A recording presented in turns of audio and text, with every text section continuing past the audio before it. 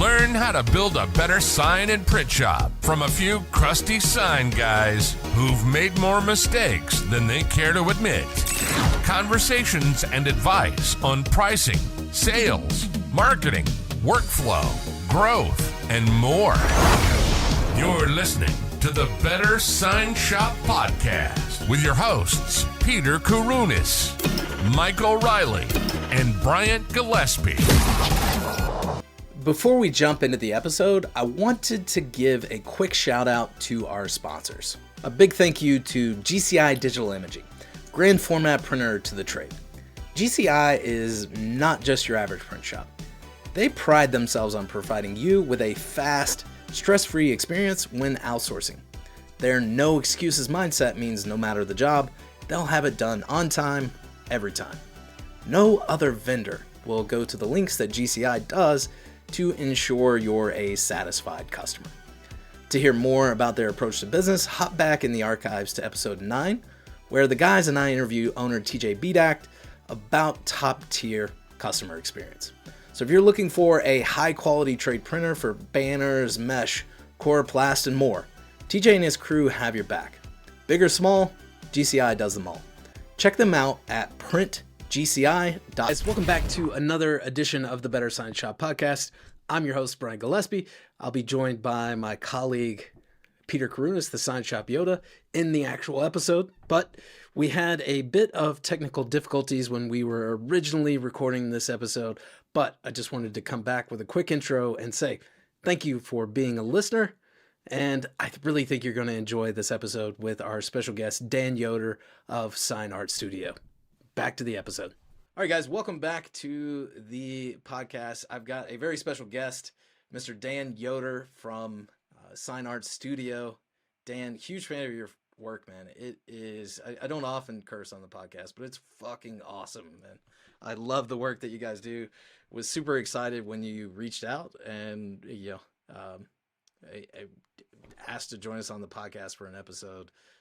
We've already had a short chat previously. I think we've got a great conversation lined up, but super curious to see where it takes us. But yeah, me too. Welcome thank on, you. man. Thank you very much. Thank you for having me. It's an honor. Your guys' I stumbled across your podcast. Somebody at the shop pointed it out, and it was like every episode I listened to, it was like kismet at the time. Like, we're going through the same shit right now, so it's great. I felt the calling to reach out to you guys and have a conversation. So thanks for having me out. Appreciate it. Yeah, man, that's what we're all about. Like, it to me, like back in the old days, there was like industry forums and whatever, and like people weren't super nice on there, but sometimes it's just nice knowing that you're not alone in struggling with some of this stuff, even if you don't have a solution for some of the stuff that we face on a daily basis. It's nice to hear that other owners are struggling with the same thing. Exactly. Yeah, we was just talking about that this morning. It's we're the hardest on ourselves, that's for sure. And then you start talking to other people in the industry, or whether it's on a Facebook page or through a forum or listening to on a podcast, all of a sudden,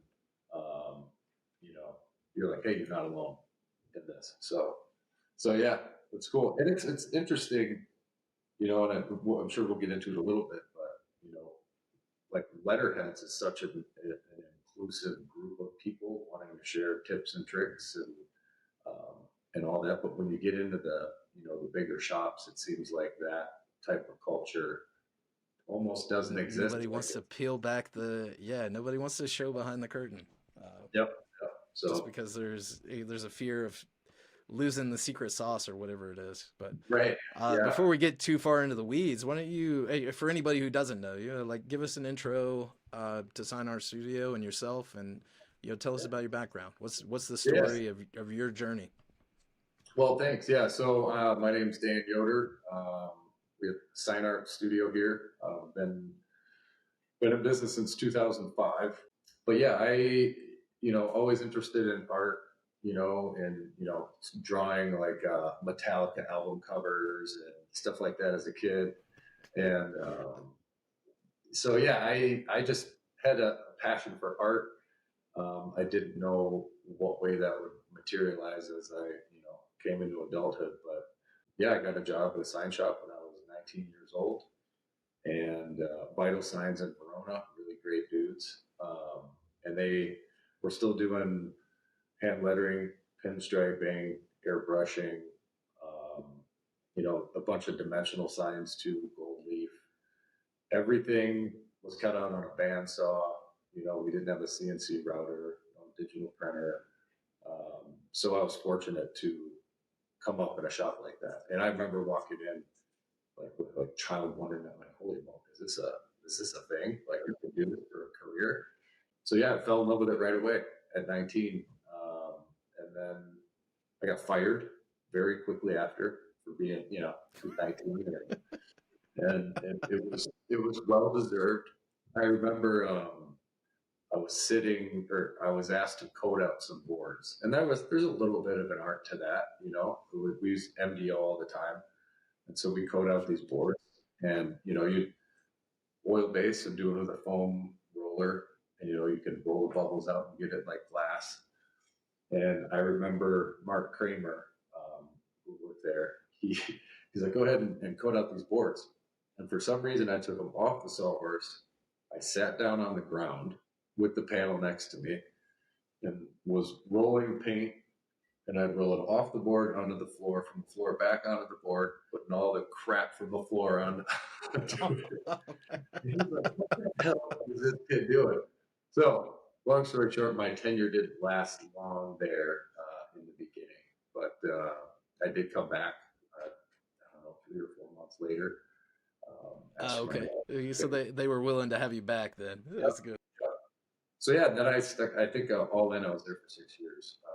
Went to letterhead meets all over the country, went to London for a letterhead meet. So, Oh, wow. So yeah, big exposure to letterheads. And after my first meet, I mean, the hooks were in big time, 100%. So Yeah.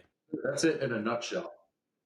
My background and how I arrived in this industry, not by, wasn't intentional. I happened to fall into it like many others. I'm not sure that there's anybody that I've talked to that was intentional. We just had a guest on, James, that grew up in his parents' sign shop, and that's all he ever wanted to do. But like outside of that, I've not met too many people that were like, "Hey, I was," unless they grew up in the business, like that. Signage it's they don't teach you that at school. Of like, pick a career day, and it's like, oh, hey, you can make a good living creating cool stuff that people pay you for, right? And you help businesses grow at the same time. It's and wasn't an option. It's funny you say that, because it's been the same experience with anyone I've ever talked to, other than we just hired a technical designer for a pre-production department, John Negri. He's lives in Cape Cod in Massachusetts, and turns out he actually went to trade school in Boston to learn hand lettering, and he was one of the last classes at this trade school. So he's the only exception to that, and it seems like he intentionally got into it. So yeah, but yeah, most everybody I met, they just randomly fell into it, and the hooks got in just like the rest of us. So yeah. Hey, and once they're in, there's no getting out. Exactly. I know. Walk me through how you started Sign Art Studio. Like, what, was that right on the heels of when you stopped working at Vital Signs, or was there something in between there? Like, yeah. Walk me through that. I got fired again. So it was the second time and the last time. And we won't get into the circumstances of that, but Mike Chamberlain, the former owner of Vital Signs, he's since retired, and then sold it to Mark Kramer. Both of those guys are my mentors, really amazing people.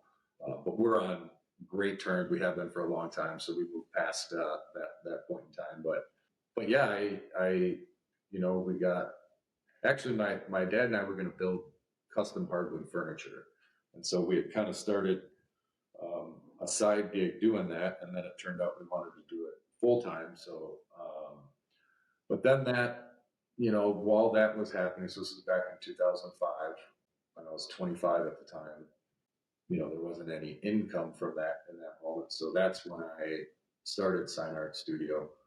And at the time, actually, I got a job offer from a local semi dealer, a Peterbilt dealership, to basically start a graphics department. So when they sell a truck, you could get a whole custom giddy up on your vehicle, and they offered me like a $60,000 salary, and I was like, holy! At that time for me, that was all the Oh money. yeah. Like, And especially being young, it's yeah, like, yeah, like yeah, somebody throws more than a couple $100 a week at you. You're like, holy shit.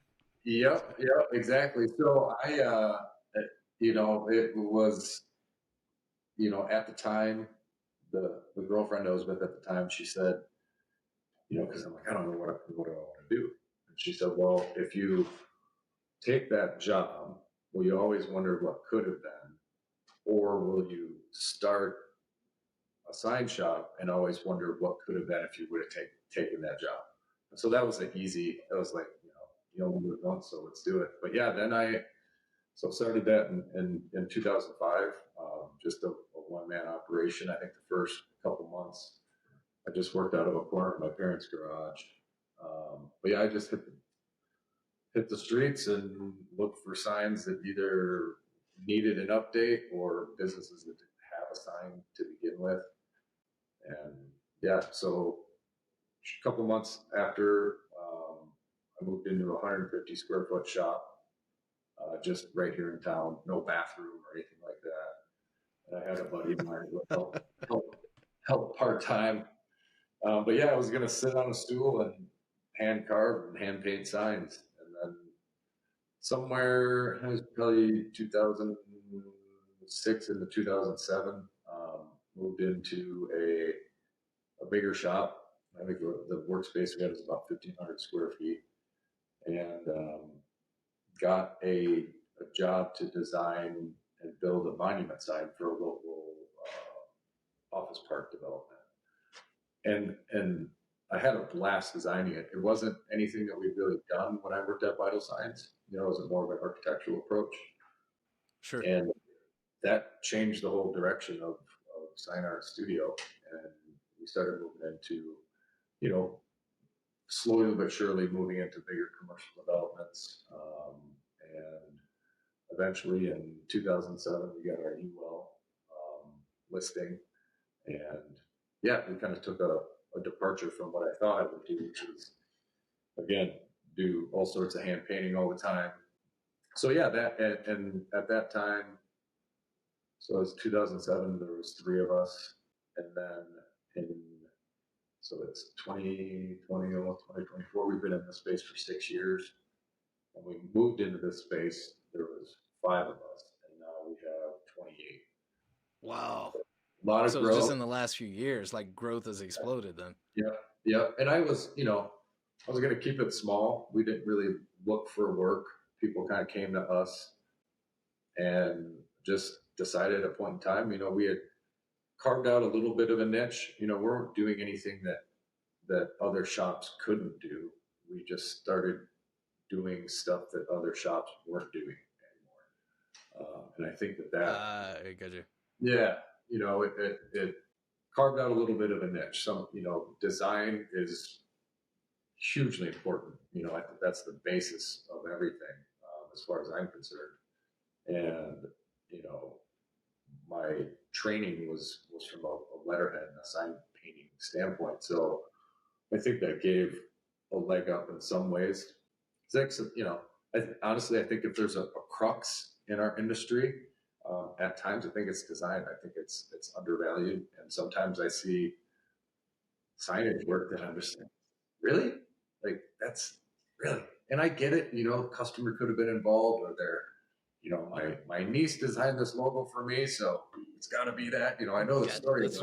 That's what we're rolling with. Yeah. So well, it's such a like everything that we do is design driven, and I had a call with some newer sign shop owners a couple of weeks ago, and like they were stressed out about the business side of it, but the husband was a former graphic designer. That's what he did, and I was like, dude, you're gonna be okay. Like, just lean Yes. on that Yeah. because that'll get you. Like the guy who buys a plotter and a printer who has no design background, like you'll beat that guy every time if you just lean on that aspect of it. Yeah, 100%. definitely. Yeah. And so that helped a lot for us, at least, establishing a corner of a market. And I wasn't stepping on my former employer's toes. And so it worked out pretty good. Gotcha. So you stayed in the same area then? Yeah, we're about 25 minutes west of Madison, Wisconsin. Okay, So got it. yeah, and Vital Signs is 10 minutes from my shop. So Oh, okay. yeah. Oh, good. Yeah. Hey, like looking at your work, man, it's clear to me like how that is like influenced. But um, before we dive into like the art and like versus business side of it, like you've got 28 people. What does the team look like? How do projects flow? Like those sorts of things. Yeah, yeah, absolutely. So we have how's it going, Peter? Oh, there's Pete. What's up, Pete? Hello? Yeah, Hello? You yeah, good? we got you, dude. All right. Yeah, We we good? can hear you. You're good. All right. Cool. Sorry I'm late. Oh, all good, man. Hey, Merry Dan, how you been? Christmas. I'm great. Thank you. Thank you. So yeah, we have our client experience department that we have our two account executives, our design team. Well, design team consists of I'm the director of design. I don't do I kind of pick and choose on the design projects I work on, but we have a lead designer, and then we have another designer that works part time. So in our client experience, we have design, our account executives, and then our project management team is in client experience. Then we have our pre-production department, and there's three people on that team. Kurt Crawford, our technical director, he's been with me for the long haul since it was just him and I. So he's been here about 13, going on 14 years. So he runs the pre-production department, which is all the technical design, how we're going to build it. Then we have our production team, does all the fab work, of course, and then our field operations team, who handles all the installs, our surveys. All the survey work is part of the pre-production team, which was something that we kind of re-looked at versus it being typically part of the install crew side. We figured that the pre-production department needed to source the proper information. So we have our surveyors technically part of our pre-production team. So that's it in a nutshell. Do you guys? Maybe I missed it. Did you guys have any sales reps, like any account executives or Yeah, anything? yeah. So that's in our client experience team. Yeah, we got two account executives. Oh, okay, gotcha. Yeah, and two Okay, project got it. managers. So yeah, we had run without a project manager at all for quite a while until it just got too much for our account executives to manage everything from start to finish. So they don't even have our account executives don't even have a full year of having project management assistance. It's only about 6-7 months old.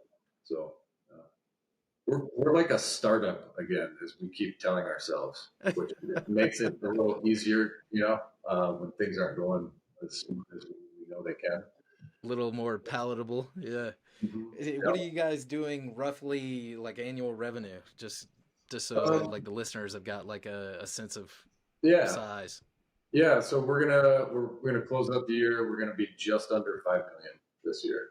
So yeah, Wow. last Right year on. we did 4.7.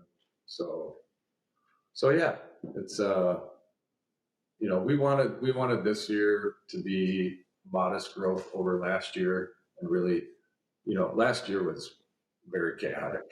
It just was. We had I think it was a 37% growth, and on top of that growth from a revenue standpoint, just growing the team.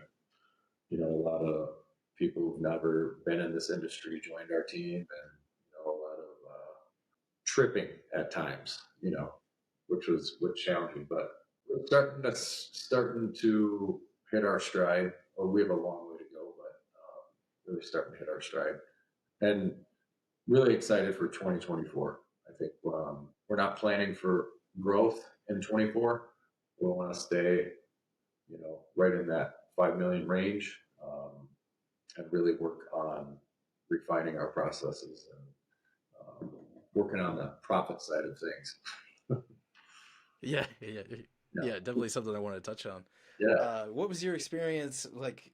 You're growing, you're bringing in people from outside the industry, right? Like, do you feel that's worked out well for you, or do you feel like it would be better if you had people who were actually experienced? It's a topic I hear come up quite a bit in our own group of like, hey, I need to hire somebody. Do I hire somebody who knows nothing about signage, or do I hire somebody, try to find somebody who has experience? Yeah, that's a good question, and I would say the jury's out on that. There's big advantages, obviously, of finding someone with experience, and we've got, our lead designer Matt. He's been, in the industry forever in some form. He took a couple diversions into like working for an ad agency. Kirk, he's got a very similar background that I do. One of our project managers, she worked for Jones and Poblocki, so she's got experience. One of our account executives, Allie, she worked for another sign company here in the Madison area as a project coordinator. So there's definitely benefit to that. It's been nice with our project manager, Lindsay. Um, when we hired our project managers, we were very clear. We don't really even know what this role means for us, to be 100% honest. And we're looking for you guys to not only assist in developing the process around project management, where do the handoffs happen, but also, actually, executing on the role itself. So now there's also, on the other side, it's nice to bring people in and develop them from scratch. And it's not like anyone we brought in would have, they've usually got construction background or, welding or fabrication Right. background. And so you do have a little bit of a learning curve just to kind of help them understand, especially like on the fabrication side, like the fit and finish expectations. We've got out there right now, Adam Fetterman, who's our shop supervisor. He's literally a world-class car builder. He worked for a company about 15 minutes west of here, a car building company, and they won SEMA. So, I mean, he's got a very high level of expectation. And so it's kind of like, hey, we understand that, but we're building signs. Yeah. So there's It's not like you're bringing in people that are not like they have experience, just not necessarily in signage. right, exactly. Yeah, and that's same on the field crew, and they're really hit their stride now, and that's just within a year, a year or two. So I don't know, man. I don't know which one's better. I think they both have value in certain ways. Yeah, and I don't think there's necessarily a right or wrong answer. It's Sure, right. just a question I thought was interesting. Yeah. That's come up. Yeah. Hey, like, the fit and finish really comes through. And if you're listening to this right now and you're on your computer or you're on your phone, hopefully you're not driving. But if you go to their website, makesignsnotwar.com, and just take a look at their projects just to kind of give you context of what we're talking about. But I wanted to like transition into like this concept of art versus business. I didn't know how to frame it when I was putting together the notes, but about the time, I would say it's probably about the same time that you were coming up, right? Like mid 2000s, like all the equipment was getting super cheap. Like to me, I was in the business around the same time of a little bit after you, but like it felt like the whole industry kind of shifted to like how much square footage of signage can we print or just like how much stuff can we push out the door versus, like you look at hand lettering and foil and like carving and all these things that kind of like took a back seat during that time. Yeah. Um, Yeah. I mean, it, it, yeah, go ahead. no, I was gonna say is that growing up. Well, I won't say growing up, but getting your feet under you in the industry under Vital Signs, obviously, like helped push you in that direction. But it's clear looking at your work, like you guys focus heavily on this is really well designed. It's like there's an art focus to it. Like, what's your take on just like like that era? Like, have you seen a shift back to like the craftsmanship in the industry? Like, Yeah. just what's your take over the last 10, 20 years of the industry? Yeah, definitely. That's a great question.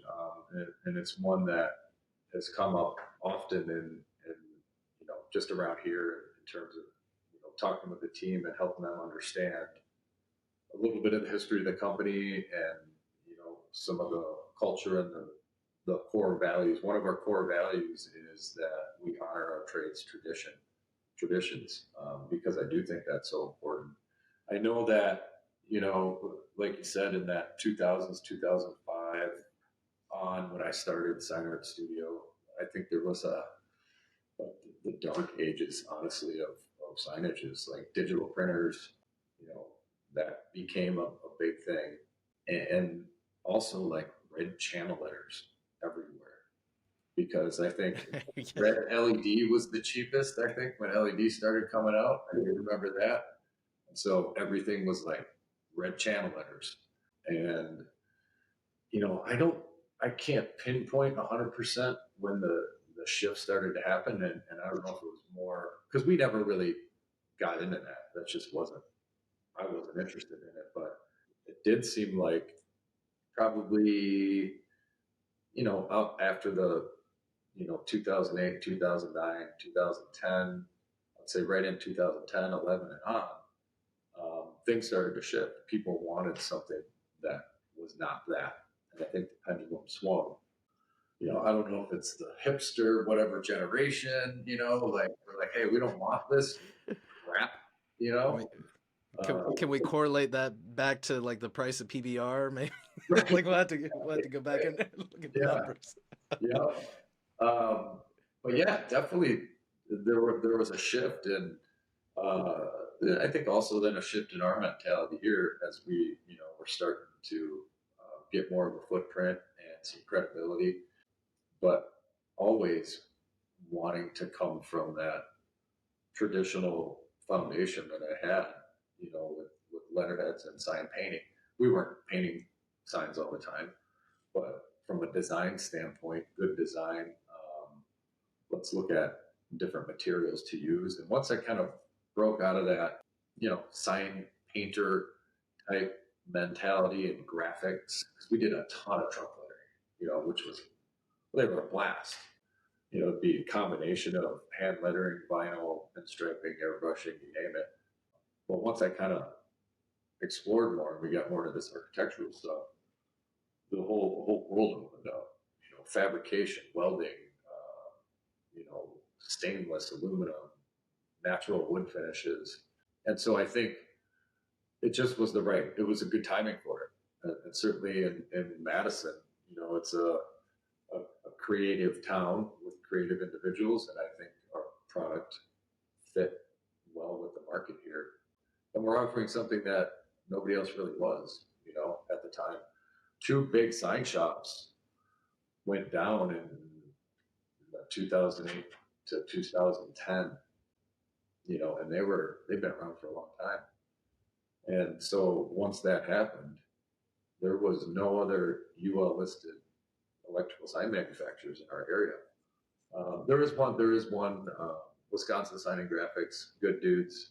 I think they're a 2-person shop, but for what we were doing and where we were going, we didn't have any competition for actually fabricating in our shop. We have some competition that, they're brokers, and that has their place. But so, yeah, I don't know. We started offering something a little different, just a little bit of a tweak on what else was going on, and it's working. like I said, we're working on the profit part, but the rest is working well. Well, yeah, man. I think a lot of us got into this industry for like the craft of it. Like, hey, I could build cool stuff, and I hate to see like when shops lose that, and it's just like a focus on like the business side of it because it is, to me, this is a personal industry. Like, I'm always, and it came through when we were talking with Dan Sawatsky Yeah. of like it's just how can I one up myself? Like I'm not competing with anybody else. It's like how are we going to one up ourselves? Or, Right? or our peers. That is another, yeah. and it's important. I'll speak on this because I've spoke about this at the shop here. Is I want if a sign nerd walks up to our signs, I want them to be like, okay, that one's legit. They did a nice job on this. So we're building for ourselves and then also probably for our peers. Right on, right on. It keeps everybody aligned on a common goal, right? Like if you're getting business from other clients because of your craftsmanship, that's one thing. But if you're getting it from technicians, sign makers, your peers, from shops or even your own shop, I mean, it's really good to get that level of satisfaction. I have a quick question for you here, Dan, and this is kind of going back to just something that you briefly mentioned maybe like 5 or 6 minutes ago, and that's bringing people in that are green in the industry and kind of bringing them into your team here. And yes, I mean, obviously everybody really wants to try and find a level of experience when they are hired, but what is it that you do in your business with your team to onboard a new employee? How do you train them? What are your methods? What do you like to do in any role for that matter, whether it's a designer, a production specialist? I was just taking a look at your website. You got a lot of people on your team in a lot of different departments. So whether it's a project manager or an installer, what type of modules do you have for each particular role to train somebody in their lane? That's a great question, Pete. Majority of it is 3 words: trial by fire. Which we're working on that. It's I'm glad you brought that up, and I say that half joking, but up until probably 4 or 5 years ago, that was 100% the case. We really started developing process and procedure probably only 6 or 7 years ago. And so those of us who are on the team that only came on, within the last 2 years or even the last year, there wasn't much in the realm of modules or training. It's just dig in and learn as you go, which is a lot of how I learned. But I would say, like our project managers, we have spent I don't know, thousands of hours, I'm sure, on developing a process, and then something works and then it doesn't, and we tweak it. But yeah, more more recently, um, I would say like on the project management side, our account executives, we've got some good process in place at this point, but moving forward, real training program is something that we want to work harder on for sure. And I think that right now, basically shadowing. Shadow. Yeah. Yeah. I mean, Oh, that's yeah. pretty common. Yeah, that's common. We had a guest here earlier on in the year, and they had a full-time trainer on staff for all divisions. I'm not sure if you've heard that. I did. I listened to that one, and I'm like, man, And that has always been in the back of my mind a topic of conversation, especially when you're working with an organization with as many employees as you have, that does the gross numbers that you have, that specializes in the work that you produce. I mean, it's nothing short of spectacular. You guys do great work.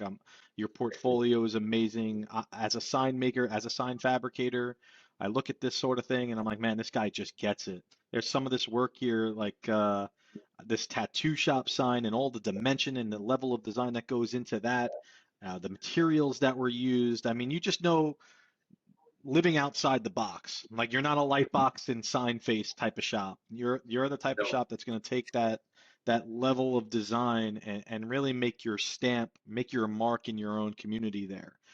But with that, and I'm going to push back on Bryant here a little bit. We don't often disagree on something, but this is a point where I do disagree. Okay. This business, this business is founded upon the graphic design, quality craftsmanship, right? Yeah. This industry, you can go all the way back to the Wild West. There were sign shops, okay? Absolutely. There were shops that were hand painting signs. This industry has been around for generations. So it's founded upon a craft, an art, the artisan skill.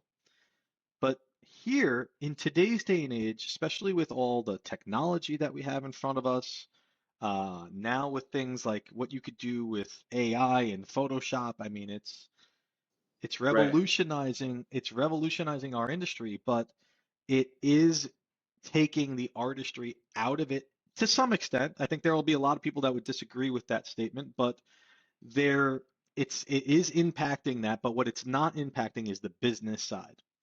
And the business side is the ugly hat of, well, one of the many hats we all wear as owners, right? We have to take a look at margins. We have to take a look at those percentage points. Where can we improve upon? Where are the inefficiencies? Where are the easy, low-hanging fruit margins that we can improve upon to put more profit in our business? And one of those areas that I often talk about is training, because it's not something, in my opinion, that you should do one time. It's not something that you should be doing once a year. It's something that you should be, it's more of like a mindset. Like, what is your team doing each and every day to become better? Whether that's taking a class, going for a training class. Now, what are those areas of improvement that you can learn from throughout the year? There has to be some sort of, in order to get to a shop like you at your level, you have to have some sort of continuing training for your employees, but not necessarily just there. It's how they get started too. If you're spending money on an employee, and we all know what that feels like, that is not performing because they're just taking a little bit of time to ramp up, to get familiar with your processes, to get familiar with your software, the your system workflow, if you will. It takes time. Even me, if I was hired to come work with you, it would take me a certain period of time to get acclimated to your systems, and I like to think it wouldn't take very long, but it could take longer than I might think. Yeah. Right. But so again, we'll come back to your ownership hat here, Dan, for a moment. Yeah, absolutely. Do you think Is this where we disagree? Yeah, because I think that this is about business. I think that there is some pieces that you have to put your business hat on and forget about, yeah, we make great, amazing products and services, and we love our community, we love our clients, and wherever the profit lands, the profit lands. Like, no, let's be a little bit more strategic about it, right? Training, onboarding, profit and loss management, these are all pieces of making a more profitable company so that you can grow the company, so that you can maybe bring on additional labor, additional equipment, additional areas to bring in revenue. You can bring on another salesperson, another 5 salespeople, bring on a sales fleet of vehicles that are wrapped for your brand and go drive around. You can't do that if there's no money in the till. So I don't know if I 100% agree with Brian saying like, this is where people get confused. It's mostly about being awesome artists and not business owners. Like, no. That's not what I'm saying, man. No, I'm saying that's why most people get into the industry, right? Like, not like, hey, I'm gonna make amazing business out of this. It's like, hey, I can build cool stuff and get paid to do that, and Well, we're talking about origins, like. Well, that's funny. That's how it starts, though. That's how it starts, because you got into this business as a designer thinking you're going to be a great design designer, but that doesn't necessarily mean you're going to be a great owner. So I mean, this is Yeah, this is exactly I don't want to say crux, but almost every damn trade related business that started is because that individual thought that they could do a better job than the place that they worked. Right. And, Oh yeah, the barber that thought he could cut hair better than his boss. Like, yeah, I'm absolutely, absolutely. It's a line right out of the E-Myth method, right? So yep, you're a exactly. Yeah. technician, you're a Yep. technician and you're jumping into a business because you think you could do your job better than your boss. But really, I'm not criticizing you, Dan, at all. I'm not, and I don't want to go on a tangent here too far Oh away yeah. from the No. question, but the you have a successful business. You employ a lot of people. Yes. You do amazing work. But what are the areas that your shop can improve upon to add to the bottom line? That's a very simple way of asking the question. Yeah. No, I that's want you to focus on the business side, not the artisan side of the business. well, let me also, let's, what I will also add to this conversation and clarify is we have a very robust cost tracking systems in place that really finally started kind of getting on plane in the last quarter of 23 here, but we've been working on it for quite a while. So we do have systems in place. We have monthly managers meetings. We do WIP. We do a full working process schedule every month, and so we have. Hey Pete, like you would shit at their schedule, dude. Our, Pete would geek out on it. yeah, Like if you show him the spreadsheet. yeah, and I have it pulled up and I can here in a second. But yeah, so we have that. We have this labor capacity planning tool that Bryant was just mentioning. Most of our team works with a business coach. We're actually in 24 because I couldn't, everywhere I looked and everywhere I turned, it's EOS traction. So we actually are onboarding that in 24. So in terms of the foundational business aspect of the company, that is an area, obviously, when I started this, I didn't pay any attention to it at all. But that started probably 7 years ago, I would say, 7, 8 years ago, where we got serious about that. And it's taken all of that time to get to where we are in a lot of trial by fire, what's working, what's not. So we do have those foundations in place now. And also one of our core values is we are profitable. And so that is something that is extremely important. And also is that, where do you draw the line between what you're passionate about and your craft and that bottom line? And that is something that we have been up against for certainly the last probably, well, I'd say it started, when COVID started, because right around then we started growing the company as, to where we're at today. So we have those in place now in terms of formatted training. That is something that we want to get better at for sure. Like on the sales team, my wife joined on 2 years ago. Sales is her background. So she runs the client experience department and they have their weekly huddles and, go through their forecasts. So it's not like this is a bunch of people running around without structure and without process or anything like that. It is very much a company. It is very much needs to be profitable. We keep a close eye on our direct build time versus our overhead time, and so there's a ton of huge, big positive shifts that have happened in the last couple of years in that regard. But I think the area certainly where we feel or fell short or are falling short is what is that regimented training or improvement? What does that look like? And I think we're going to be delving into that with more consistency as we onboard this EOS system, over the next, well, 24 and beyond, digging into what the issues are. We do this. It's, with our managers meetings. we got QC stuff in place, for every department. So it's there. It's just it's in what I would consider a startup phase where we're understanding now what it's like to be a company versus a shop that, quite frankly, feels like was leisurely making signs back in the day. It wasn't that, but where we're at now versus where we were then, it feels like that. So yeah, it's not just a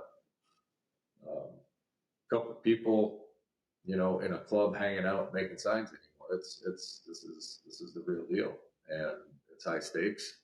With all the people we have and the families that rely on the decisions that are made. So I don't know if I answered your question, Pete, 100%, but at least wanted to let you know that there's quite a bit of foundation to what we're doing right now. So Yeah, I don't think and you don't get to 5 million that if you don't have some of those things. that's exactly the point I was trying to say. Yeah, it wasn't implying that you were not. It was saying you need to be doing something, and I would love to know what that was. And I got a lot of nuggets there, and I think our listeners are too. I mean, not every shop that listens to us is at 4 million as quickly as you did, as quickly as you got there, and not everybody has the same story. And I'm on your website and reading what your story is. I'm trying to get a little bit of more of a backstory here, but you have to have processes.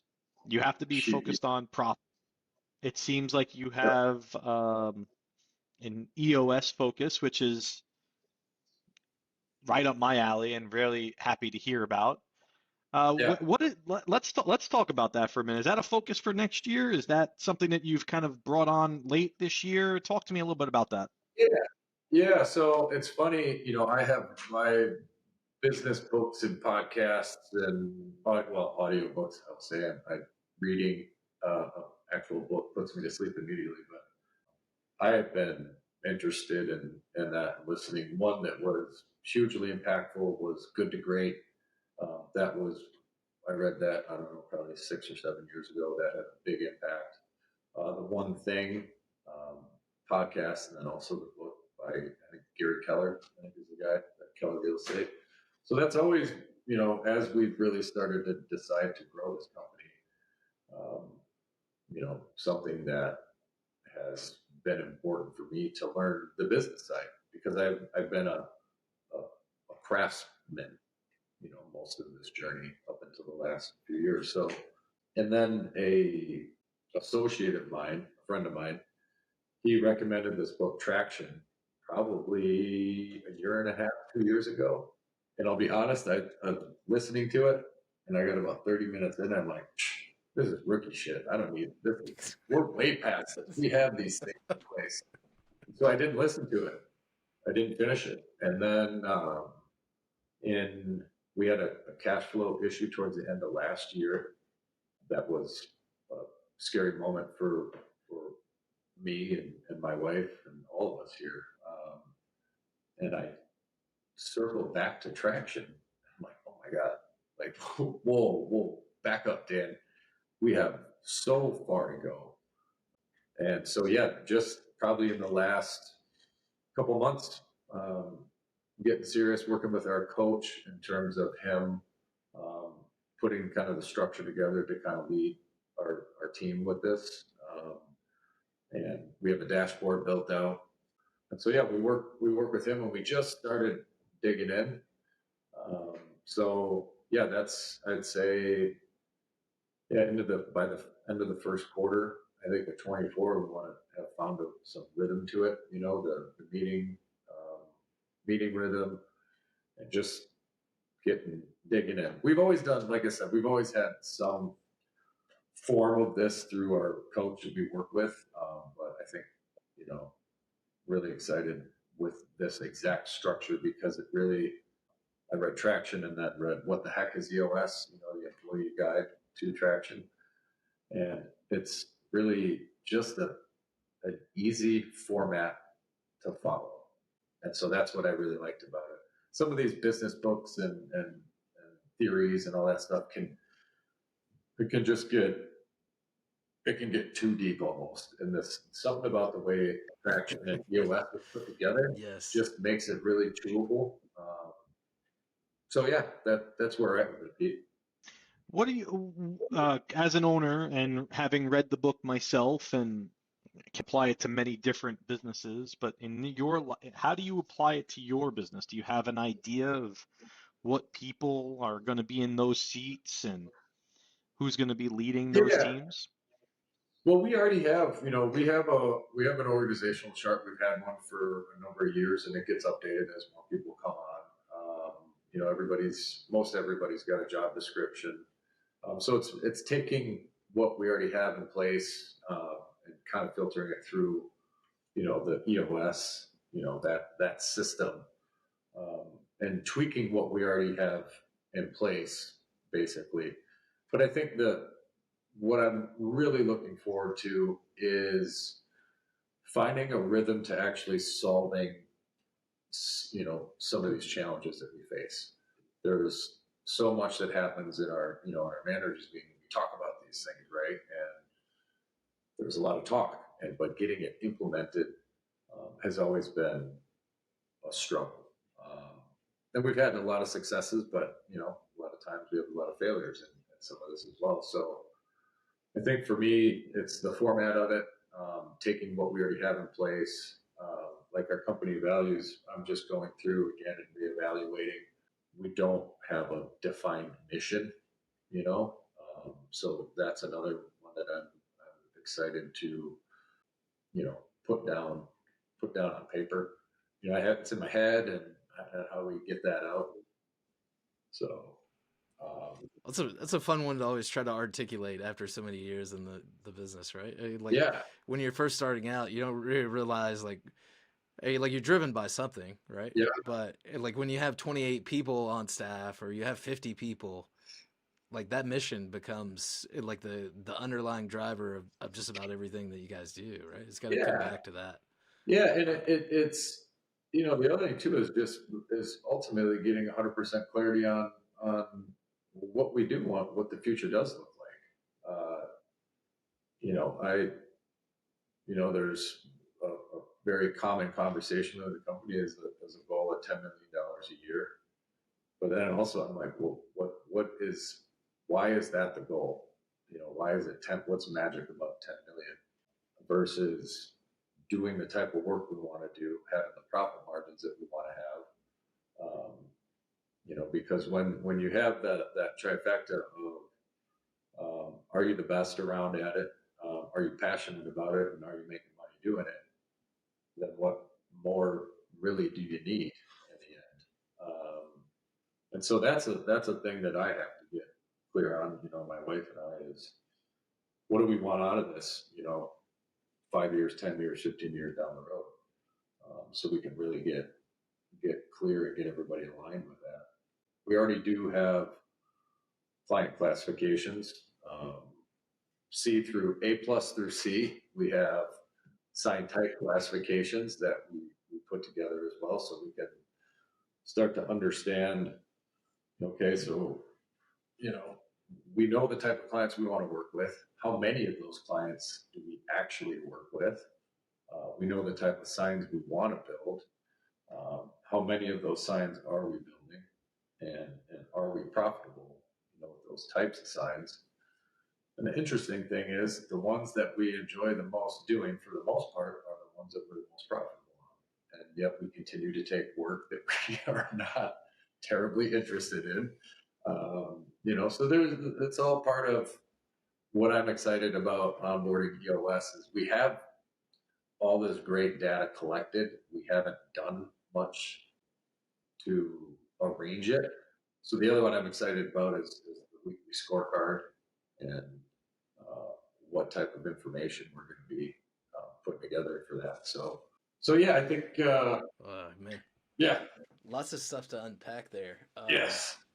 Hey, I love the mindset of hey, why do we need to hit 10 million? Because it's almost that same treadmill that we have on like the consumer side of it. Like, hey, we want a bigger house, we want a better car, we want all this stuff. But like you apply that, so many owners that we talk to apply it to business as well. Of like, hey, I got to get to 1 million.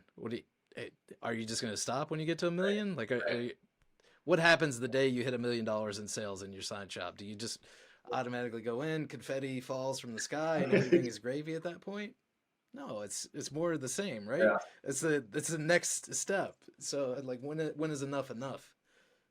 I'm glad to hear that you're like, that's top of mind for you right now. Yeah, what really is top of mind, and as I have gone through and looking at our company values, and rearranging, first and foremost is we have fun, and number two is we are profitable, and that is the most. We need to have fun, and I think a lot of times, well, for us, it's the last couple of years anyway. Um, letting that business, because you need the numbers, right? Like Pete is saying, you need to understand your company, and that, in all honesty, was something that I never imagined that I would have to be paying attention to. I was going to have a couple person sign shop, and that was that. And so there's been, a lot of stress, over the last few years. One thing that's been interesting that I've been learning about myself is, and this is just in the last couple months, and I don't want to be a Debbie Downer, but my father-in-law passed away fairly recently and unexpectedly, and he was this, oddly enough, a sign painter, had his own shop, and it was a, pardon my French, but like, chill the fuck out. Like, what? Like, have fun. Look at the industry you're in. Look what you get to do on a daily basis. And so, how are we getting our team aligned with that too? Because everybody cares so much, right? But when the shit hits the fan, but we've always figured out a solution to every problem that we've run into.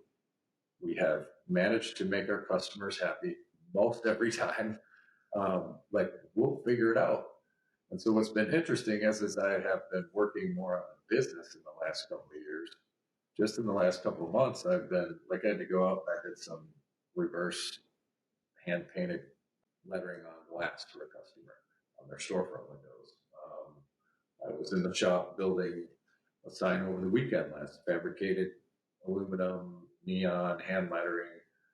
When I get to do the thing that I got in to this for and get to have that outlet, my mind, it's cathartic for me. And so I now, 24, I need that, because when my mind it becomes the Zen moment for me, not to sound corny, but if I'm lettering a sign, I'm not thinking about anything in that moment. I'm listening to a podcast, or everything else shuts off. Yeah. And the quality of my decision making increases. I'm able to show up better for my team. So that's I know I kind of diverted a little bit, but that working back in the business, which I think in some ways is a little bit of like, what do you mean you're going backwards? No, I'm not. I need that. I need that outlet. So if I can get 10 hours a week in the shop or out in the field, that has, and also it's, quite frankly, to let the people know in the shop that I can build signs too. I'm not just the guy sitting in the office. Still got it. Yeah. So I think like that self-awareness, man, is crucial. And like, how many guys have we talked to in the group, Pete, that are like, hey, I need all these processes. I need to learn how to be a better manager. Yeah. And it's just like, I've talked to several guys that are like, hey, I need to figure this side of the business out. Like, I need to, like, there's been several people that were going to buy a franchise just for the processes side of it that I've talked to. Yeah. Like, they've already got a successful business, but they're getting ran over by it. And at some level, right, it's okay to not be like, hey, I'm not a middle manager, or I'm not an operations manager. Like, you can admit that to yourself, but and you could be okay with, like, you've taken the steps, like, you've gone full circle, and now for my stress levels, for me personally, and for me to be a better owner, like, I need to get my hands dirty once in a while, and that's okay, right? Yeah. But you've also got the other pieces in place to be able to do that.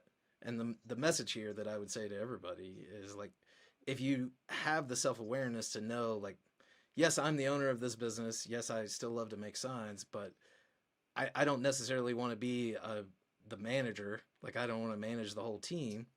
Like, it's okay. Like, Yeah. hire somebody to manage operations. Like, take steps towards that person. Don't just spin your wheels and say, hey, I need to get better about processes.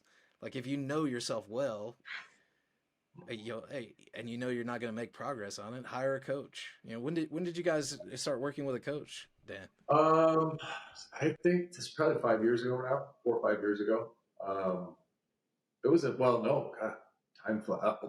I don't know about you guys, but it's about a 2-year vacuum in time from about late 2019, 2020 to 2022-ish.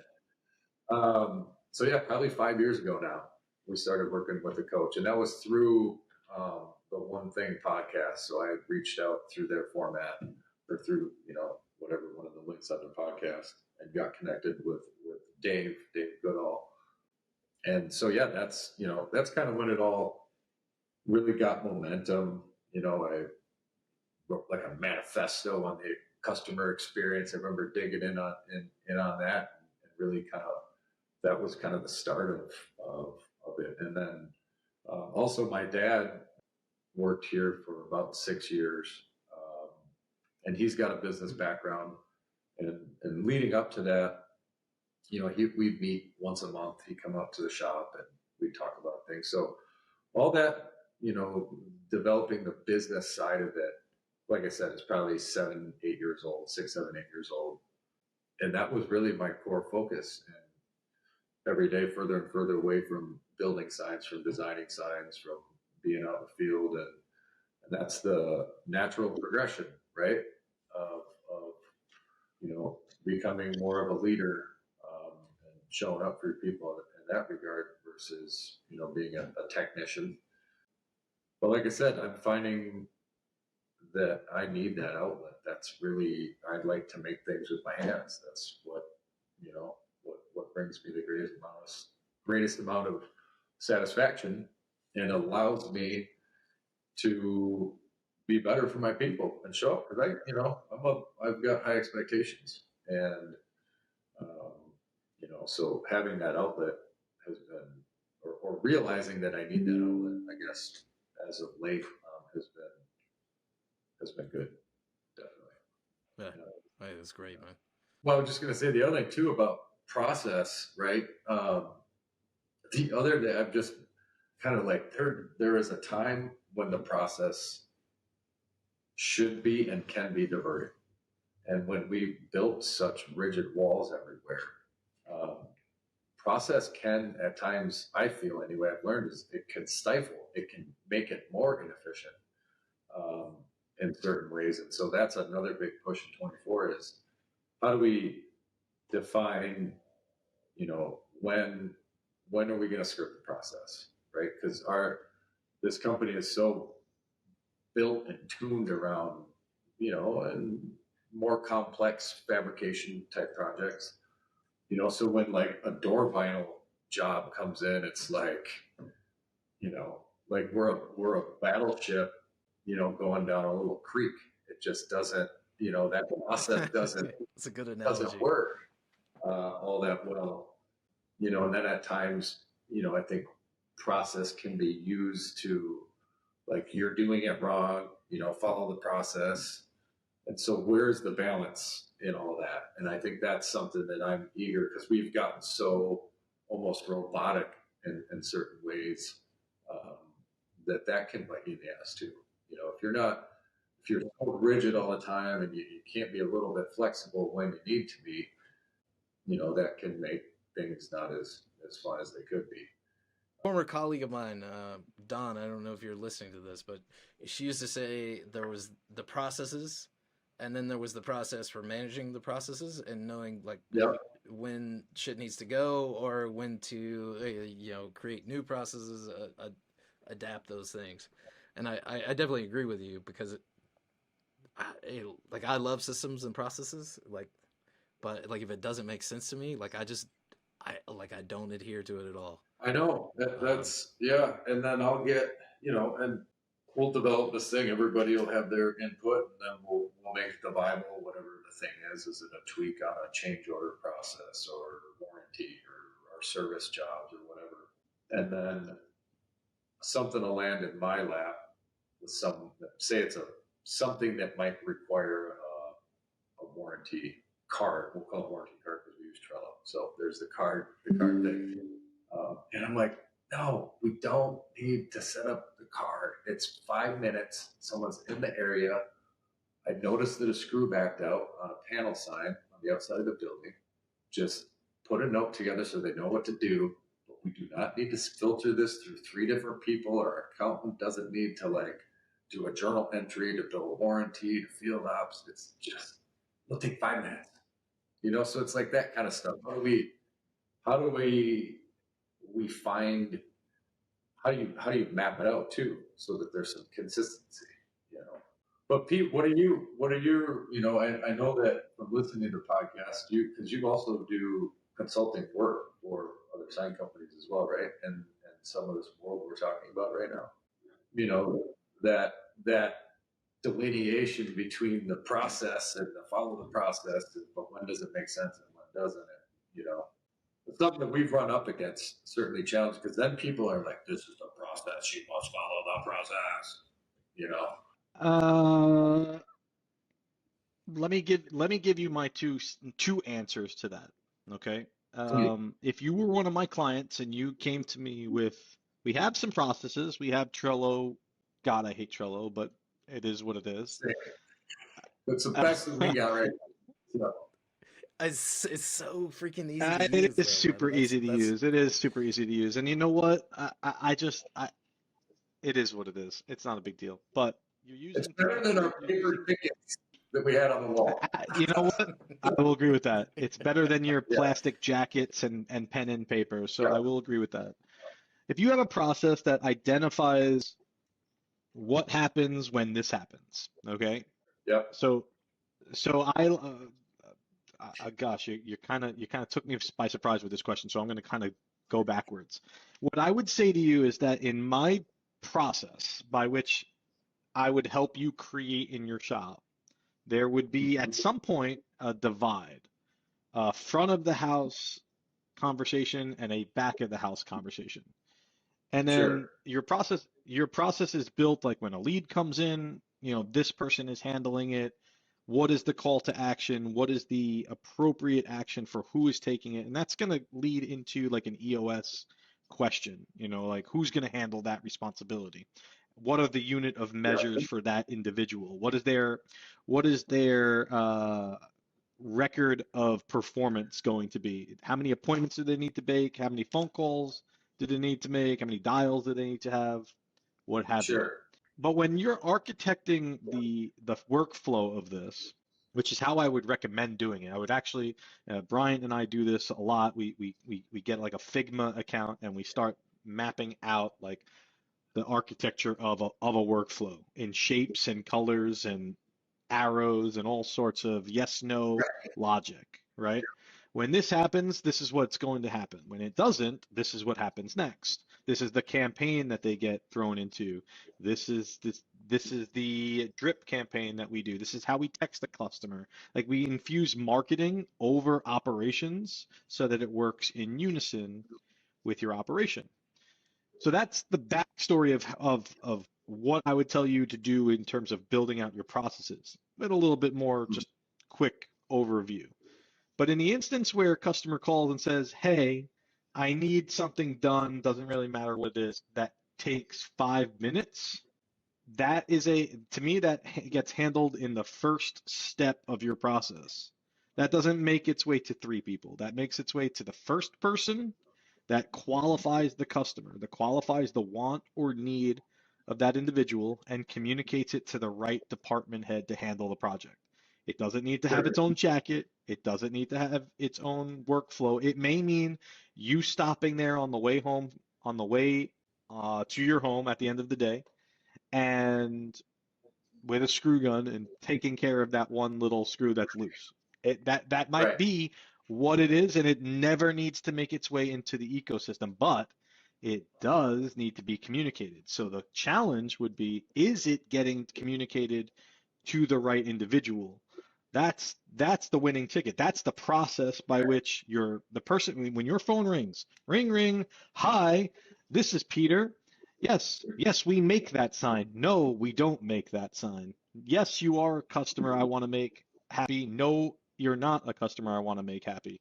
That person doesn't hand it to the next individual without qualifying that lead, qualifying that opportunity. Okay, so to me, that's in your process, which I don't know much about, but that is where that problem would be handled. It handled at that very first point. Oh my God, my sign just blew out of the face. Okay, that's something I need to address.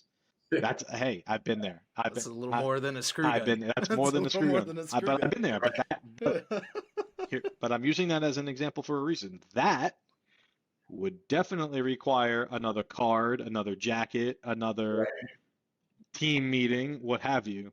Hi, my sign appears to have a screw loose. Can you come and fix it? Is something Mhm. that does not need to go through the workflow of your standardized process. Yeah, that's where I think the challenge obviously is the process that we have in place, and we do, every new inquiry does get qualified, so we have that type of stuff in place. So it's more along the like, uh, how do we define this in a way that makes sense, so that in the end, we have clarity, and we're not gonna lose money on it. Like what those are the two. Like you need the information, and can we get it done with the budget that the client has, or whatever the scenario may be, and how do you define that, the if and when, um, if it is it something like, hey, if if it's not a net zero, what do they call that in like emissions, right?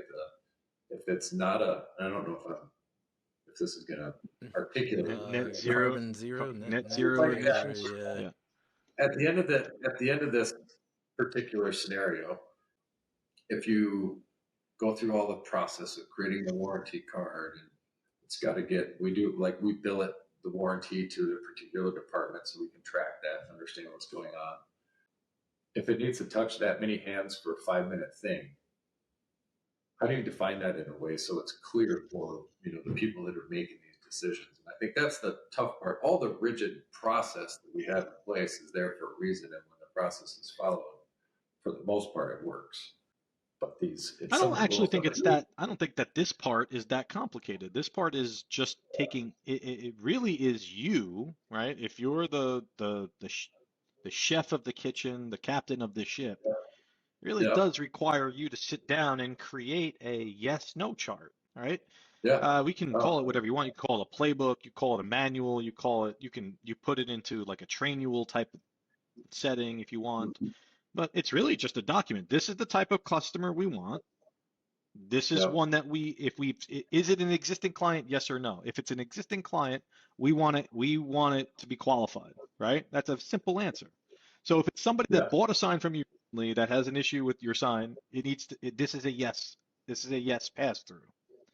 right, And where do all those challenges go to? Does it go to a project manager? Does it go directly to the owner? Does it go up the chain, however you define that? Or does it go through your normal process? I think that's just a simple yes no chart. You don't need something complex. You yeah, don't need a 30-page drawing of what this defines. These are the projects that we do. This is the clients yeah, that we sell to. If it's any of these, it's a yes. If it's 10 lawn signs, probably not. If right, it's yeah, 10,000 lawn signs, oh, I'll consider it. I'll consider it. sure, But if sure, it's, is it a school? Is it for a birthday? I'm not interested in birthdays. I'm not interested right, in baby announcement signs. I'm interested in signs that I'm going to make a staple with, and that can honestly be left for interpretation, but you do need to then maybe say, we'll do illuminated signs, dimensional signage, post-in panels. You could spell it out if you want, Yeah. but that's how detailed you want to be, that's up to you. Yeah, and I've put together this client classification and sign classification. We got examples and defined, for each of these types of scenarios. We know what the signs we want to build. That's for sure. And so, yeah, it's just, again, it's in that, how do we keep the process efficient and gain some efficiencies here versus that every gate all the time. And I'm like, and we run into this too. We've kind of shot ourselves in the foot, honestly, in some ways, with how our production packets for our projects are thick. That's for sure. Everything's broken. What's in them generally? Generally, what's in them? Yeah, so we've got what we call tasking, which is the beginning. It's kind of the roadmap in terms of labor for each, for fab, finishing, CNC, graphics, all that kind of stuff. So it's a breakdown of that, along with the materials that the pre-production department has defined for the project. And then we get into, we have an overview packet that's just the pretty picture that the client signed off on, survey information, any sublet parts, components that are being ordered for the project. And then part of the production packet gets more granular. Obviously, your fab details, more granular on the graphics side of things. Is it vinyl? Is it hand lettered? Is it a digital print, layered vinyl? And then the paint sheet, each component, what Pantone, what Matthews paint code. Then we have all the actual paint formulas that get displayed in there. Assembly and electrical. So, what's the neon layout? What's the LED layout? How many transformers? Where the service switches? Power coming in and out. And then the install instructions page, which is, we try to keep that specific to what does the install crew need, what information on those pages. And so that's all fine and dandy, but I used to build signs off of what the client signed off on. And that's not scalable, obviously, but how do we find that balance? Because there's some creativity that can happen in that, right? Here's what, in the end, here's your dimensions, here's the colors, here's the side view, here's side A, here's side B. You need critical information in there, like, is there existing steel pipe? Where is that location? Existing electrical?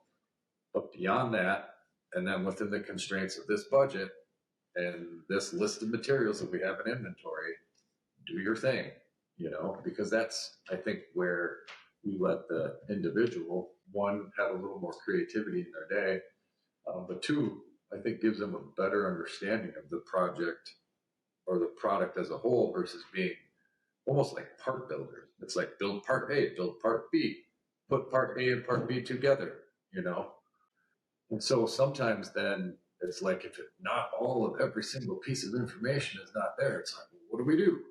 So, finding some of the balance in that too, I think is something that we're interested in. We're a manufacturer on paper, and we technically are. We meet all definitions of it.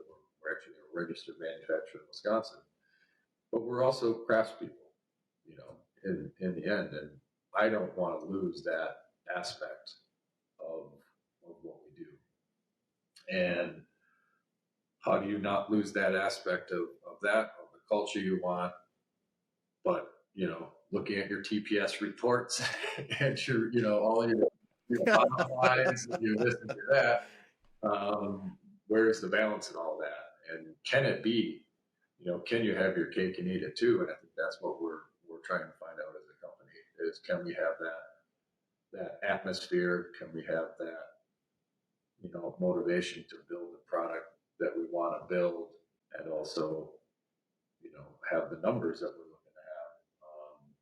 So that's it, I think. But there's also an art to that business side, and that's certainly something that I've been more motivated to learn and understanding and seeing, getting fulfillment out of, like, there are days when everything it's like holy shit, this really works.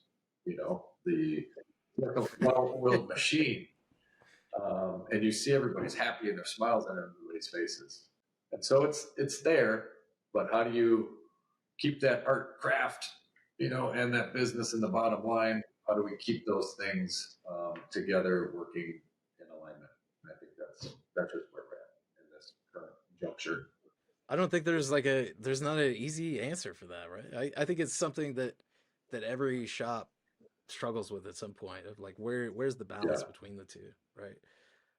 Like listening to you talk about it and like hearing Peter's answer, like to me it sounds a lot of like, I'll give you like a totally different analogy, right? If you are like think of all the trucks that you lettered, right? You had some constraints around that Sure. of like, hey, it's a truck. We got to put something on the truck. It has to look nice. We're limited in what we can do, and those constraints like really get the creativity flowing as well. Of like, here's the medium. Mm-hmm. Like, how can we embrace that and kind of still be able to deliver the type of work and like the feeling that we want to get out of it. Yeah. Right. So you can apply that same kind of constraint to a process or the business side of it or whatever it is, so that like, hey, here's the things that are non-negotiable. If we take like the production side of it, right? These things are non-negotiable, have to be done inside production. And then it's just communication, right? If you're fabricating this sign and something, you've got a better way to do the interior struts or something than what we've got spec'd, and like you've got a better idea, as long as it fits within those constraints, like go for it. Or if you take on the intake side of it, right? If it's going to cost us, let's say there's an issue with the sign, right? And like Peter mentioned, like having it not go through the full process, but part of the process is identifying where it should go. Like, what's the severity of this? Or, I've even talked to folks that are like, hey, if it's going to cost us less than $50 to fix this or $100 to fix this for an existing client, like just send it to, you've got full authority, do what you need to do to handle it, or get it to the person who can handle it, and get it done, So you just kind of have to build some of those constraints into the process. Will that answer the full thing about balance? Probably not, but will it get you a little further than where you're at now? Maybe. Yeah, I think that's what we're looking for is like I said, just in a wrap it all up in a nutshell. We really have some great process and procedure in place that does set us up for success, and when it's completely adhered to from front to back, for the most part, things work great. And, but how do we have a little more fun and loosen up a little bit, and retain that clarity of information that is so necessary when you're building custom things from raw materials from scratch, in the telephone game that can happen. But yeah, that's also, there's an aspect of fun that we've had just even, coming up with the things that normally you would look at as boring and corporate, which is process and procedure, So there has been a great amount of fulfillment and joy that's come from that, especially when you see it working, because it doesn't always happen right away. It's going to take a while to see the fruit of that labor. But yeah, that's where we're at. I think we're in a really good position. If we approach it from we're a startup again, we're only 2-3 years into it. This whole team, especially being kind of built bootstrapped together, everybody's really hitting their stride, and it's exciting to see, and especially considering the type of work that we're so fortunate to get to work on, so. Yeah. I mean, you guys are in an amazing spot, man. And I love that you're approaching it as like, hey, we're treating this as a startup. Maybe in the editing, Pete, like we have somebody, like our editor put the, what was the shop stages model, right? Like about a year ago or so, Dan, like we put together this model of like you're starting out, you're you're systemizing, like at the end of it is like the ideal shop. Yeah. Like that's different for everybody, right? Based on your own, like, here's how we want to operate. But like the theory is, as you grow, you may be in the middle stage of like, hey, we've got our processes down. You add 4 people to the business and $500,000 in sales, you get bounced back to like this growth stage of like, hey, we've got shit to figure out again, because now, like, what worked well at 5 people does not work well at 10 or 28 people. Yeah. So I love that you guys are approaching it from that aspect. Yeah. Do what we can. This has been a great conversation. I would love to do this all day. I've got the kids at home, and my wife will probably beat me if I carry on too much longer. But if we transition to like the future, you've talked about traction, but beyond that, like, the things that you've already discussed, like, what's the future for you guys? What's the future for you and your wife, personally? Yeah, what does that I look think in terms of the company, is really continuing to effort towards working on the types of projects that we want to work on. That's the most important thing. Well, and on top of just, like I said, let's have fun while we're doing it. And I do have a goal of 50%, so 43 now, 50% of my time involved in Sign Art Studio by the time I'm 50. So that's a goal I have. Now, what is 50% of my time may not be 50% of other people's time. You know how it goes if you're a business owner. But I'd like to see myself in that 20 to 30 hours a week input by the time I'm 50 years old. And what that means is, making sure that the structure is in place for that to happen, and that there's alignment across the board. So like I said, we're still clarifying what, our 3 and 5 and 10 year goals are as a company, but it is certainly not growth for growth's sake in terms of revenue. Again, I think it's a core focus on working with the clients we want to work with and the type of projects we want to work with. I think it is, so much effort, or the customer is always right? Or people talk about the effect a bad employee can have on a company. There's very little talk, it seems like, about the effect of a crappy client on a company. And so I think really making sure that we've been a part of it, and it runs deep. It really does. So because when you find a client that you're aligned with, man, it's just such a different world how these projects go. So I think it's again more continuing to work with the clients that we're aligned with, and trying to find more that we're aligned with, and doing the type of projects that we're aligned with, and not taking the work that we're not. Those are the things that I'm clear on. Yeah, let me stop you there. We always ask for other advice, but hey, this is very pertinent. Like, you've got a platform here, and obviously, like, I want to talk about your own podcast in just a moment, but for the shop owners out there, like, what advice would you give them on working with the right type of clients or finding the right type of clients? Because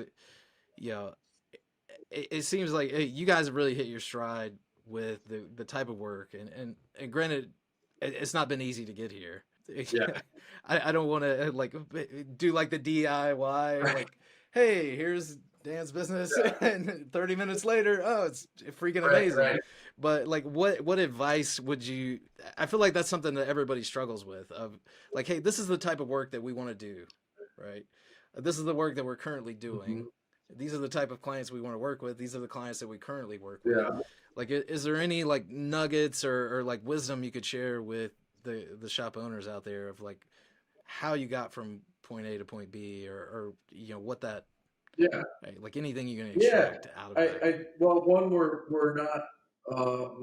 not where we want to be yet, and so I think obviously if you'd ask any shop owner out there, no matter what the business is, obviously they're going to want to do the type of work they want to do and work with great clients. I don't think we obviously didn't discover that.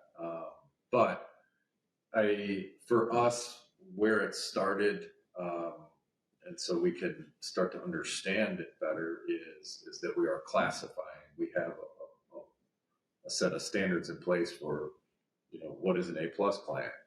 What's an A client? What's a B client? What's a C client? We've done the same with the type of projects they are as well.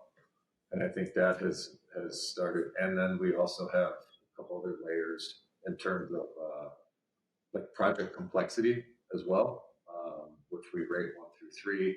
Our account executives are in charge of classifying these projects after,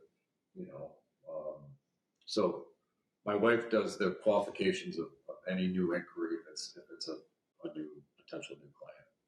So once they're qualified and they move on to an account executive, the account executive meets with them and then, follows the guidelines we have in place and classifies the client and the project. So I think that's one thing that's been helpful. Now for us to really, we just started doing that about a year ago. So we still now are learning and understanding and collecting the data on that. But that's one thing, I think the only thing for us so far that we put into place is a tangible process around starting to understand that. But historically it's, if we didn't want to move it through our shop to wholesale, that's one easy way, in terms of working out the projects that you want to work on. Now the client side, that is so much easier said than done, because at the end of the day, we need to put food on the table. And so you can say, I only want to work. Yeah, you still got to put numbers on the board. Yeah.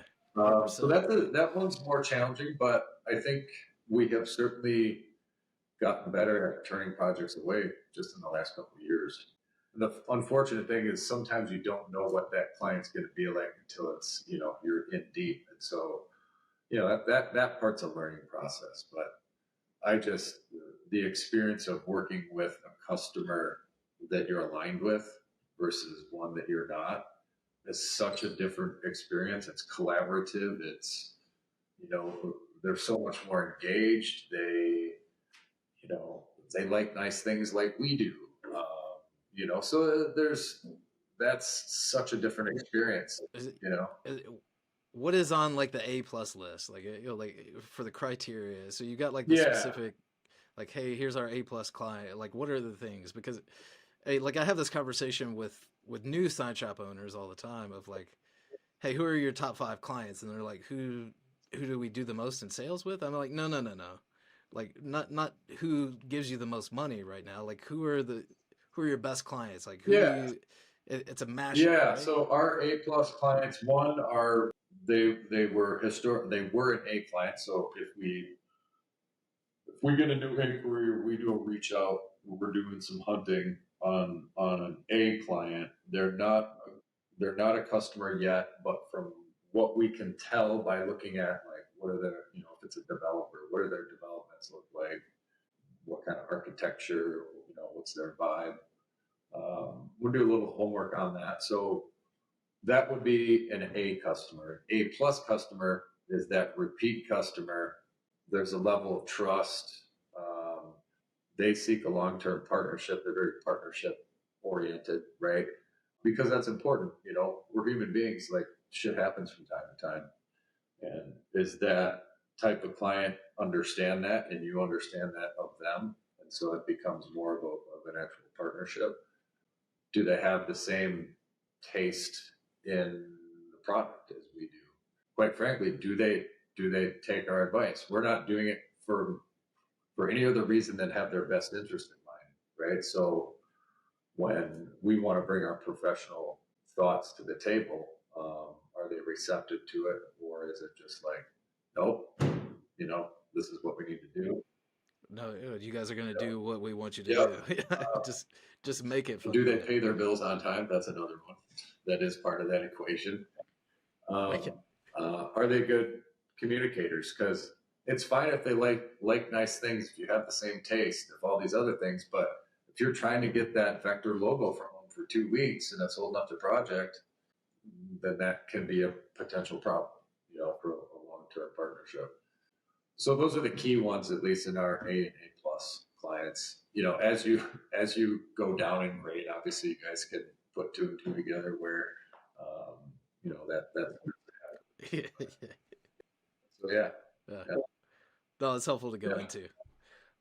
Tell us about your podcast, man, because I knew you were already a pro at this, and I really slacked on the notes and just all the other like process that we have in place for podcasts.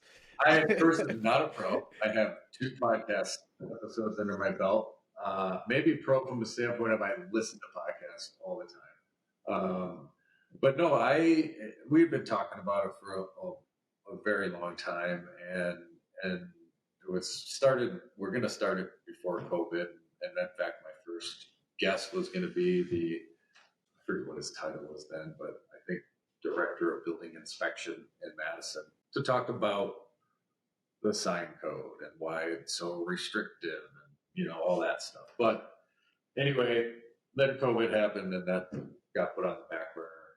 But then we had a project for a local broadcast company, so radio, podcasts, and that sort of thing. And they proposed doing a trade, and one of them was one of what they were proposing is that we do 6 to 7 podcasts out of their studio. And my wife was kind of shepherding this project, and so she brought it to my attention, and I was like, all right, well, yeah, let's do it, because maybe it's the kick in the butt I need to get this podcast off the ground. And so we met with them, and they're like, well, maybe you can talk about the process of a sign sale, or interview this or that. All of it felt forced, and I'm not good in those scenarios at all. Like, I don't do like networking events real well, because I'm very extroverted with my people, my circle, but outside of that, I'm like, I can't fake water cooler talk. And so honestly, I didn't know what we were going to do. I didn't know what. I'm like, all right, well, we signed up for this. Well, what's it going to be? And and then it came to me, well, why don't I start with interviewing letterheads, so like sign painters that I know. And I thought if I could get on a rhythm of 1 a month, I've got a couple of years worth of podcasts that I could do. I don't need a real heavy outline. There's no script that's needed. It's just talking shop. And so it's like you guys. It's not. Yeah, there's obviously you guys probably do have some of this that turns into revenue. I would maybe possibly in some way or another, but I'm not speaking to the customer, so to speak. I'm speaking to our industry, and if in some way it gains some level of traction and has some exposure and it shines a light on the traditional aspects of this trade that we're in, then it's a win. So really, that's the ultimate goal. Is I think all the individuals and mentors and peers I've met over the years who have taught me what I know. It's in some way to honor them and give back. So that's kind of where it'll start. I'm sure it'll evolve.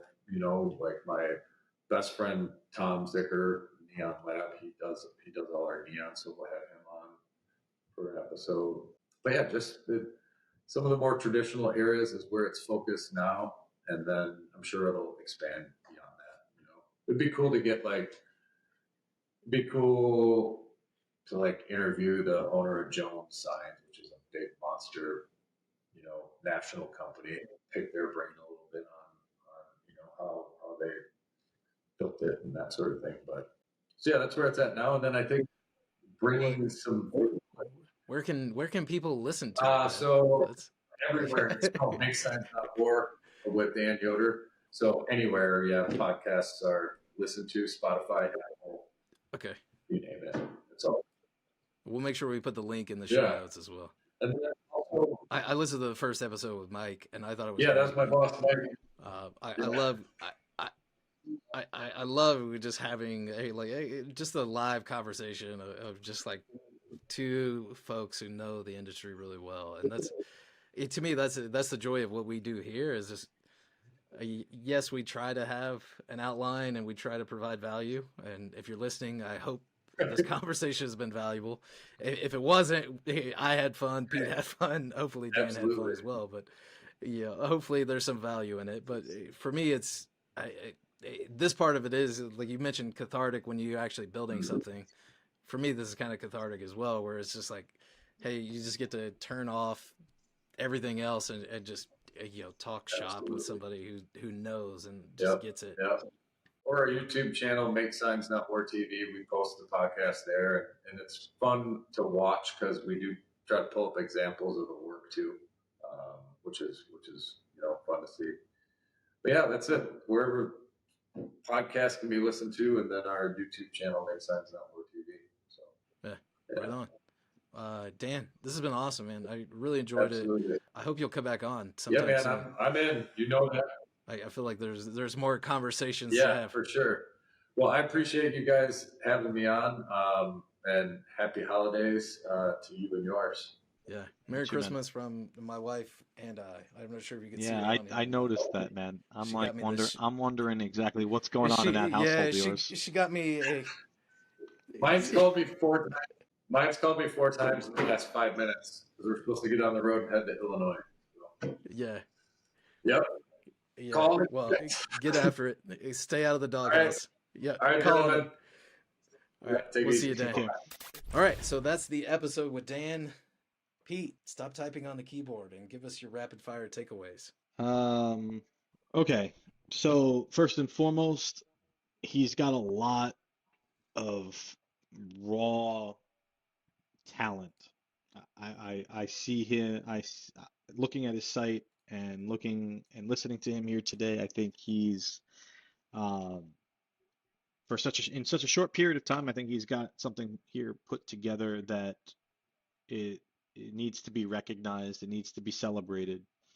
But he needs to continue to push forward. And I think sometimes, and you heard some of it here today, that he has elements of it and he has pieces of it, and pieces of it being like a process, but it's not 100% dialed in, but it is okay. It is okay. You need to continue to dial that in and yearn to be better, like we discussed. And I think whether that's technology, whether that's spending time creating playbooks, creating those necessary pieces so that things don't fall through the cracks. I think a shop that does $5 million a year that employs that many people can still have a lot to learn from, and they can still implement a lot to make them a $10 million business. Or a super profitable business. Or super profitable business. I love I love that last thing that he said, which was, goal by the time he's 50 to spend, less time in the business. And I thought, well, that is one hell of a goal. But my thought was, I have absolutely no idea how you measure that. Just calculate your time, I guess. But to me, I thought that was a very interesting goal, not one that we've heard here before. But also made me think, like that, what does value look like to other people? It's not just profit. It's not just quality of sign. It's also their time. And I think Dan is definitely somebody that is valuing his time far better than the average sign shop owner does. So there you have it. That's my takeaway. Yeah, I love that, man. It goes back to that ideal shop stage model that we set up. Like, it doesn't always mean that $10 million or $100 million company is the goal, right? It's like what works well for you. And, if you're a small 3-man operation and like your aspirations are not much bigger than that, like you just want to live a happy lifestyle, be comfortable, provide for your family, it's okay. Yeah. Don't grow for growth's sake. I heard Dan say that, right? Like, don't target growth just to put numbers on the board, right? And make it mean something. So, lots of takeaways for me in this one. I wish we could have dove into the scheduling tool, but we'll have to bring him back on for that one, man. You would. Yeah, I think I would have geeked out a little bit on that. Yeah, you certainly would have. So, Bryant, have a Merry Christmas, my man. Thank you again for leading the charge here on a wonderful year of guests, and we're going to close out this year with an amazing record of downloads on our podcast. This has been a wonderful year for the Better Sign Shop and this particular podcast.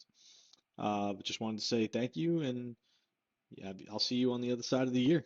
Oh, you're gonna make me blush, man. No, thank you, dude. Think Mike, he couldn't make it today. It's been amazing. From where we started with this freaking thing, dude, of like, hey guys, let's just catch up. Like we haven't talked to each other in a while. Let's just catch up and talk shop.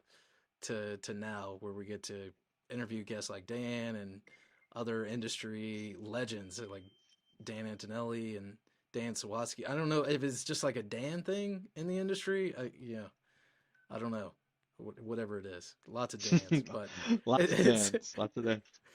It's been amazing. This will go out after Christmas, so again, we hope that you've had a Merry Christmas. Yeah, it's been a good ride so far. More to go in 2024. Sweet, man. And that's it for this episode. I'd like to take a minute to thank our awesome sponsors. A big thank you to GCI Digital Imaging, grand format printer to the trade. GCI is not just your average print shop. They pride themselves on providing you with a fast, stress-free experience when outsourcing. Their no excuses mindset means no matter the job, they'll have it done on time, every time. No other vendor will go to the lengths that GCI does to ensure you're a satisfied customer.